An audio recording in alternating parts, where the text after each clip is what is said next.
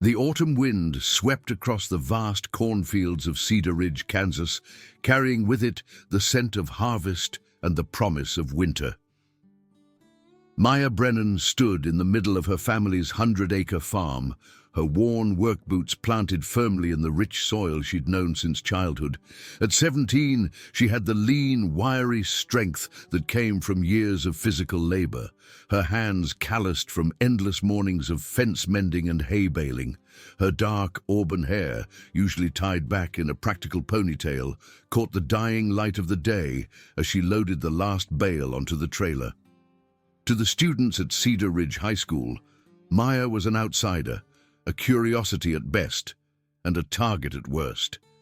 She was the girl who arrived at school with dirt under her fingernails, whose clothes carried the faint smell of livestock, whose quiet demeanor marked her as different in a world that prized conformity and social media presence. They didn't know about the hours she spent before dawn tending to animals, or the responsibility she carried helping her father keep their farm afloat after her mother's death 8 years ago. They only saw what they wanted to see, someone they deemed beneath them. Robert Brennan was a man shaped by hardship and loss. A former Army Ranger who'd served 3 tours in Afghanistan, he'd returned home to find solace in the land, only to lose his wife to cancer 2 years later. He'd raised Maya with a peculiar mix of tenderness and toughness, teaching her not just how to work the land, but how to defend herself in a world that could be cruel to those who didn't fit its mold. In the converted storage space behind their farmhouse, away from prying eyes, he'd built a training area where he passed on everything he'd learned about combat, discipline, and survival. By the time Maya turned 17, she could execute a perfect armbar, slip punches with the grace of a professional boxer, and maintain her composure under pressure that would break most adults. She'd spent countless hours hitting heavy bags until her knuckles bled, grappling on worn mats until every muscle ached, and running sprints between the corn rows until her lungs burned. Her father's mantra echoed in her mind constantly. Strength isn't about showing off, Maya. It's about being ready when readiness matters. At Cedar Ridge High, the social hierarchy was as rigid as it was cruel. At its apex sat Victoria Sinclair, a blonde goddess whose father owned the largest commercial development company in 3 counties. Victoria ruled the school with her carefully curated Instagram presence and her ability to destroy reputations with a single post. Her inner circle consisted of Madison and Ashley, 2 girls who'd traded their individual personalities for the protection of Victoria's approval, and her boyfriend, Connor McKnight, the school's star quarterback, whose father was the town's mayor. The harassment started subtly, as these things often do. Snide comments about Maya's eau de Barn perfume as she passed in the hallways. Deliberately spilled drinks that somehow always found their way onto her few good shirts. Anonymous posts on the school's gossip page featuring unflattering photos of her taken without consent, always with captions mocking her farm life. Maya endured it all with stoic silence, her jaw clenched, her fists hidden in her pockets where no one could see them, trembling with suppressed rage. Victoria wasn't content with casual cruelty. She needed complete dominance, needed to see Maya broken and humiliated. The campaign intensified. They'd accidentally knock her books into mud puddles. They'd leave dead flowers in her locker with notes saying, "From your only admirer, a scarecrow." During lunch, they'd walk past her isolated table and make loud comments about how some people belonged in barns, not classrooms. Maya never responded. She'd learned from her father that the first person to lose control in a conflict had already lost. So she absorbed their cruelty like a sponge, storing it away, letting it fuel her training sessions. Each insult became another rep on the heavy bag. Each shove became another round of grappling practice. She was building something inside herself, something her tormentors couldn't see or understand. The breaking point came on an unseasonably warm Thursday in October. Maya had stayed after school to use the library, needing to finish a research paper. She was one of the top students in her grade, though few knew it because she never drew attention to herself. As she walked to the parking lot where her old pickup truck waited, she found them there. Victoria, Madison, Ashley, and Connor, along with a few other football players who orbited Connor's social gravity. "Well, look what crawled out of the library," Victoria said, her voice honey-sweet with malice. "Trying to pretend you're one of us, farm girl." Maya tried to walk past them, but Connor stepped in her path, his bulk blocking her way. "Victoria's talking to you," he said, his breath reeking of the beer they'd clearly been drinking in the parking lot. "I need to get home," Maya said quietly, her voice steady despite the adrenaline flooding her system. "Move!" Victoria laughed, a sound like breaking glass. "She needs to get home to milk the cows. How precious." She stepped closer, her perfectly manicured nails glinting in the afternoon sun. "You know what I can't stand about you, Maya? You walk around here like you belong, but you don't. You're trash. Farm trash." The others circled her now, cutting off any escape route. Maya's training kicked in, her body automatically shifting into a balanced stance, her weight distributed evenly, ready to move in any direction. But she held herself still, remembering her father's words about control. "Your clothes," Madison said suddenly, wrinkling her nose theatrically. "They literally smell like manure. How do you stand it?"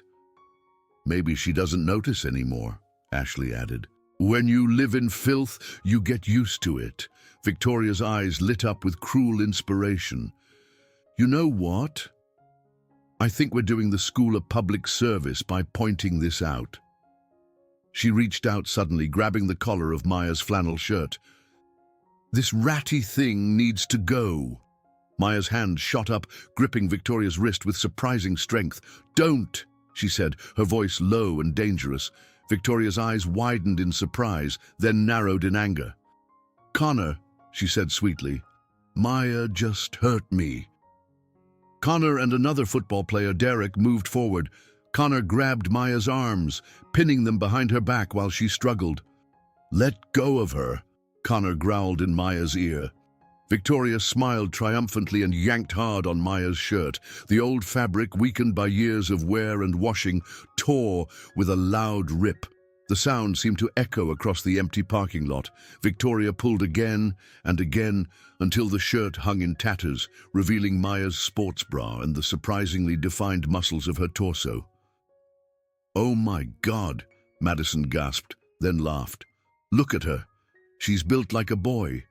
All that farm work turned you into a freak, didn't it?" They didn't stop there. Ashley grabbed at Maya's jeans while she struggled against Connor's grip. "These look like they're from a thrift store," she said, finding a small existing tear near the knee and pulling until it widened. "Probably are. Can your daddy not afford real clothes?" The humiliation burned through Maya like acid. She could feel tears threatening, but she refused to let them fall.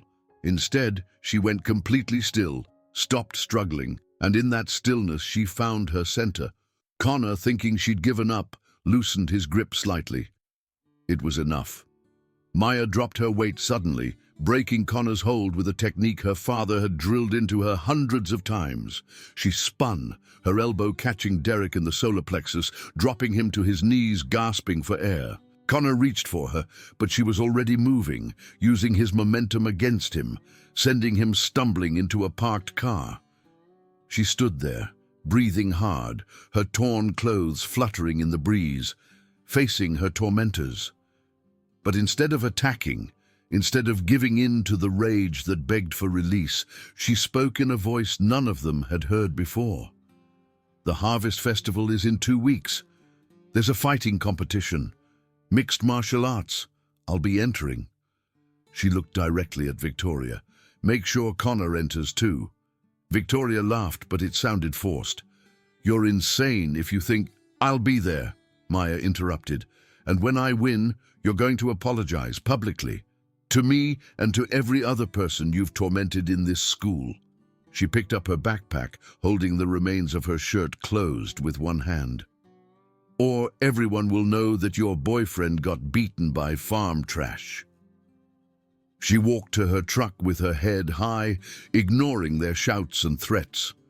As she drove home, her hands shaking on the steering wheel, she knew she'd crossed a line. There was no going back now. That night, she told her father everything. Robert listened in silence, his face giving nothing away. When she finished, he stood and walked to the training area. 2 weeks, he said simply. We have work to do. The next 2 weeks transformed Maya's already intense training into something borderline obsessive. Robert called in favors, bringing in his old army buddy Marcus, who'd gone on to train professional fighters. Together, they put Maya through the most grueling preparation of her life. 4 a.m. runs through the fields, hours of technique work until every movement was perfect, sparring sessions that left her bruised and exhausted. Marcus was impressed. "She's got natural talent," he told Robert, "but more than that, she's got hunger, the kind you can't teach." At school, the atmosphere was electric with anticipation. Word of Maya's challenge had spread like wildfire. Videos of the parking lot confrontation, filmed on various phones, circulated through group chats and social media. The school divided into camps. Those who thought Maya was about to be humiliated beyond recovery, and a smaller group who'd witnessed or experienced Victoria's cruelty and secretly hoped for an upset. Victoria tried to maintain her composure, but cracks showed. She pushed Connor relentlessly, making him train extra hours with the football coach, bringing in a former UFC fighter to give him pointers. She spread rumors that Maya's family was so poor they were about to lose the farm, that Maya was having a mental breakdown, that the whole thing was a desperate cry for attention. But fewer people were listening. The narrative was shifting. Maya, for her part, became even more of a ghost at school. She attended classes, submitted her work, and disappeared. Her torn clothes from that day had been replaced, but she still dressed simply, still kept to herself. The difference was in her eyes. Where once there had been resignation, now there was purpose. Where once there had been hidden shame, now there was quiet confidence. The Cedar Ridge Harvest Festival was the biggest event of the fall, drawing people from 3 counties. The fighting competition, officially called the Harvest Warrior Challenge, had been a tradition for 20 years, though it had only recently been opened to female competitors.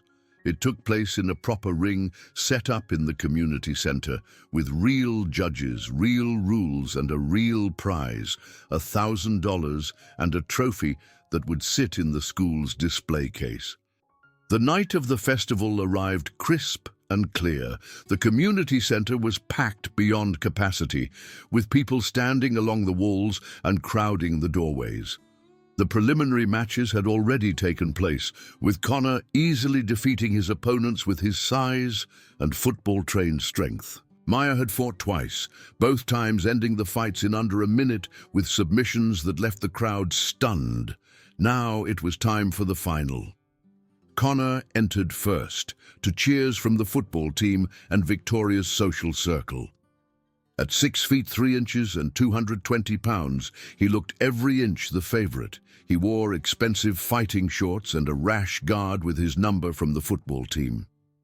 Victoria sat ringside, her phone ready to capture what she was certain would be Maya's ultimate humiliation.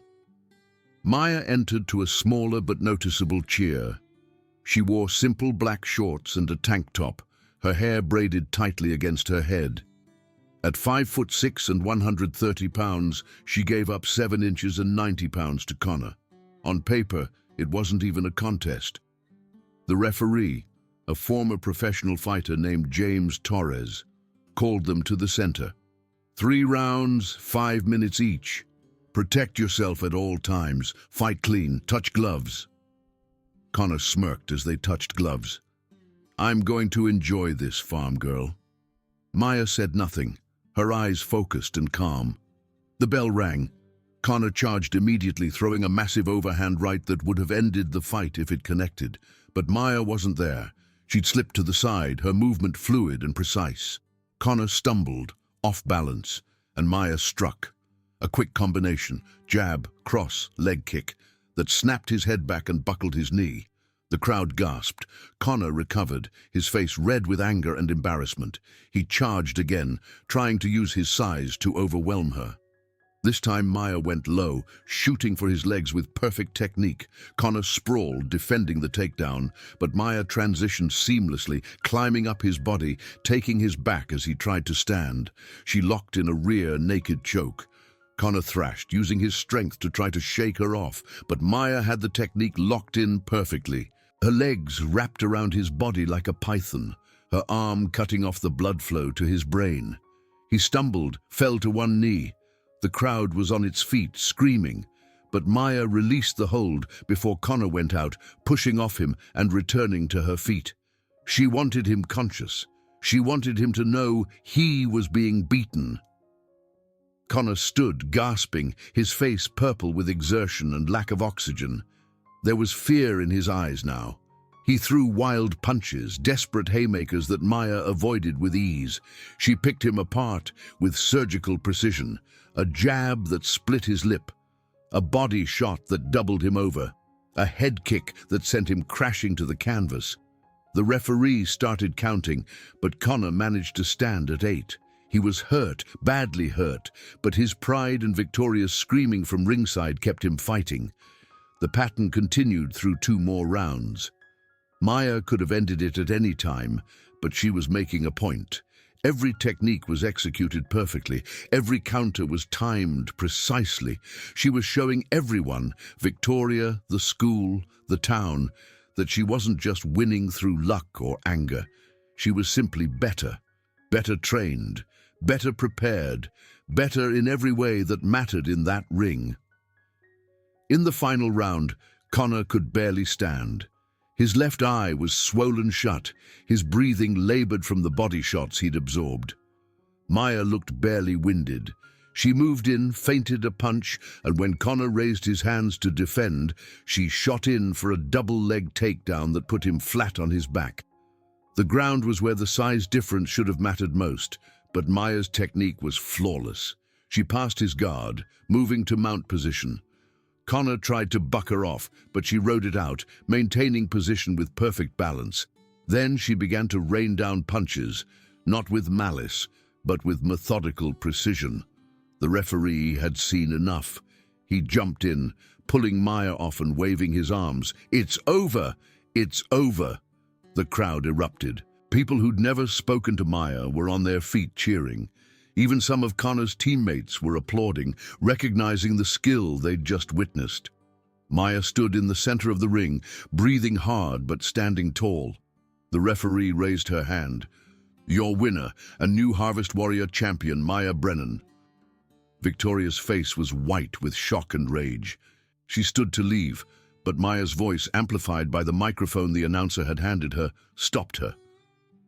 "Victoria," Maya said, her voice carrying across the silent crowd, "you owe me something." Victoria turned, her face twisted with hatred. "I don't owe you anything, You do," Maya interrupted. "You owe me and everyone else an apology. Or would you prefer I share the videos from the parking lot? The ones where you and your friends assaulted me, tore my clothes? I believe that's called battery. Maybe sexual assault given the nature of it." The crowd murmured. People pulled out phones, searching for videos they might have missed. Victoria's father, who'd been watching from the VIP section, stood up, his face dark with anger, but not at Maya. He was looking at his daughter with an expression of dawning horror. "Apologize," Connor said suddenly from where he sat on a stool in the corner, an ice pack pressed to his eye. "Just apologize, Vic." "She beat me fair. She could have hurt me bad, but she didn't. Just apologize." Victoria looked around, seeing the crowd turn against her, seeing her carefully constructed kingdom crumbling. Madison and Ashley had already distanced themselves, standing apart from her. With tears of rage and humiliation streaming down her face, Victoria grabbed the microphone. "I'm sorry," she said through gritted teeth. "I'm sorry for bullying you and others." Maya nodded, then took the microphone back. "That's a start," she said, "but actions matter more than words. I'll be watching." She handed the microphone back and walked out of the ring, stopping only to hug her father, who was standing at the edge of the crowd. "I'm proud of you," Robert said quietly. "Not for winning, for showing restraint, for being better than them." The next Monday at school was surreal. Maya walked through halls that seemed different, though nothing physical had changed. People nodded to her, some even smiled. A freshman girl who'd been Victoria's latest target approached her shyly at lunch. "Thank you," she whispered, then hurried away. Victoria's empire had crumbled overnight. Madison and Ashley distanced themselves, finding new friend groups. Connor broke up with her, publicly stating he needed to re-evaluate his priorities. The gossip page that had tormented so many students was shut down after the principal launched an investigation into cyberbullying. Maya didn't become popular. That wasn't who she was. But she was respected. The quiet farm girl who'd shown that strength came in many forms, that dignity could survive humiliation, and that sometimes the underdog has been training in secret all along. She still woke before dawn to work the farm, still sat alone at lunch with her sketchbook, still wore simple clothes that sometimes carried the scent of honest work. But now she walked with her head high, no longer invisible, no longer ashamed. In the barn, where she still trained every evening, her father had hung the championship belt next to an old photo of her mother. "She would have been proud," he said one night as they wrapped up a session. Maya smiled, touching the belt lightly. "I didn't do it for the trophy." "I know," Robert replied. "You did it for everyone who's been made to feel small. That's what makes you a real warrior." As winter settled over Cedar Ridge, bringing with it the promise of snow and the cycle of seasons that governed farm life, Maya found peace in her routine. The farm still demanded its daily devotions, the animals still needed tending, the land still required respect and hard work. But something fundamental had shifted in her world. She'd learned that true strength wasn't about domination or cruelty.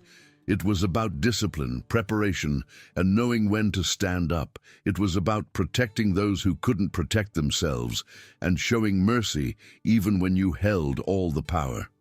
Most importantly, it was about staying true to yourself, even when the world tried to convince you that you weren't enough. The story of the farm girl who defeated the quarterback spread beyond Cedar Ridge, becoming something of a local legend. But Maya didn't care about fame or recognition. She had her farm, her father, her training, and her hard-won peace. That was enough. And in the quiet moments, working the land under the vast Kansas sky, she knew that her mother would have been proud, not of the fighter she'd become, but of the person she'd chosen to be.